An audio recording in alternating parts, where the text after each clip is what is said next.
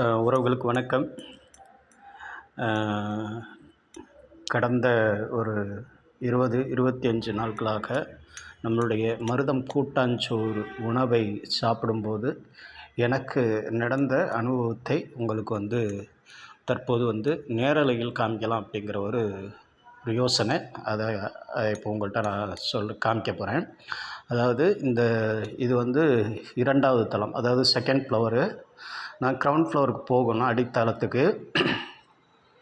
இப்போ நான் எந்த விதமான பிடிமானமும் இல்லாமல் ஒரு சாதாரணமாக ஒரு இளைஞன் மாதிரி நான் இப்போ இங்கேருந்து இந்த படிக்கட்டில் ஒரு இளைஞர் எவ்வளோ ஸ்பீடாக இறங்குவாரோ அந்த அளவுக்கு வேகமாக நான் இறங்க போகிறேன்.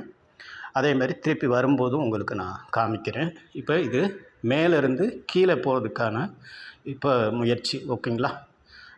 இப்போ எனக்கு வயது 64. இப்போ இந்த 64 வயதில் இந்த மாதிரி படிக்கட்டுகளில் கிட்டத்தட்ட ஒரு 35லேருந்து 40 படிக்கட்டுகள் இருக்கும். இந்த 40 படிக்கட்டுகள்லையும் நான் எத்தனை நிமிஷத்துக்குள்ளே கடக்கிறேன் அப்படிங்கிறத லைவாக நீங்கள் பாருங்கள். ஓகேங்களா?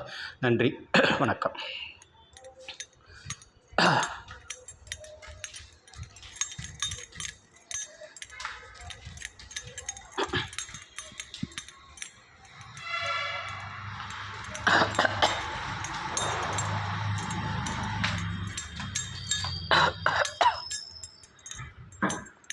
ஓகே உறவுகளே, சரியாக சொல்லணும்னா ஒரு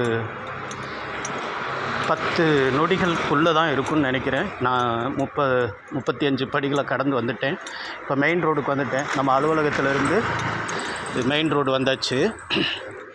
இது நம்ம அலுவலகத்துக்குள்ளே ஒரு மெயின் ரோடு. ஓகேங்களா? இதுதான் நம்மளுடைய அலுவலகம். இது 2வது மாடியில் தான் நம்மளுடைய அலுவலகம் இருக்குது. இது எல்லாமே நம்ம அலுவலகத்தினுடைய பில்டிங் தான். இப்போ நம்ம இங்கேருந்து வேறு ஒரு மெயின் ரூட்டுக்கு போகிறோம், அவ்வளோதான். சரிங்களா? நான் வந்துட்டு ஏறும்போது இதே மாதிரி நான் உங்களுக்கு எத்தனை நிமிஷத்துக்குள்ளே நான் போகிறேன் அப்படிங்கிறத நீங்கள் அடுத்து இன்னும் ஒரு 10 நிமிஷம் கழித்து உங்களுக்கு அடுத்த காணொலியை நான் போடுறேன். ஓகேங்களா?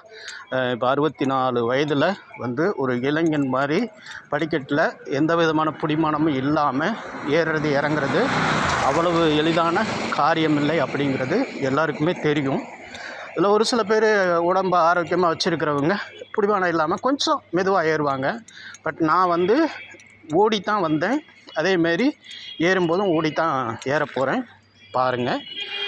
இதை நானே எடுக்கிறதுனால நான் ஓடுறது இறங்குறது கரெக்டாக தெரியாது. ஏன்னா நான் என்னுடைய ஃபோட்டோவை அதிகமாக நான் காமிக்கிறதுல உடன்பாடு கிடையாது. அதனால் விஷுவலாக படிக்கட்டை மட்டும்தான் நான் காமிக்கிறேன்.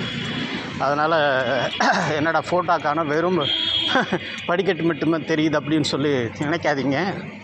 அதுக்கான காரணங்கள் பல இருக்குது, பார்ப்போம். ஓகேங்களா? நன்றி, வணக்கம். மீண்டும் அடுத்த காணொலியில் சந்திக்கிறேன்.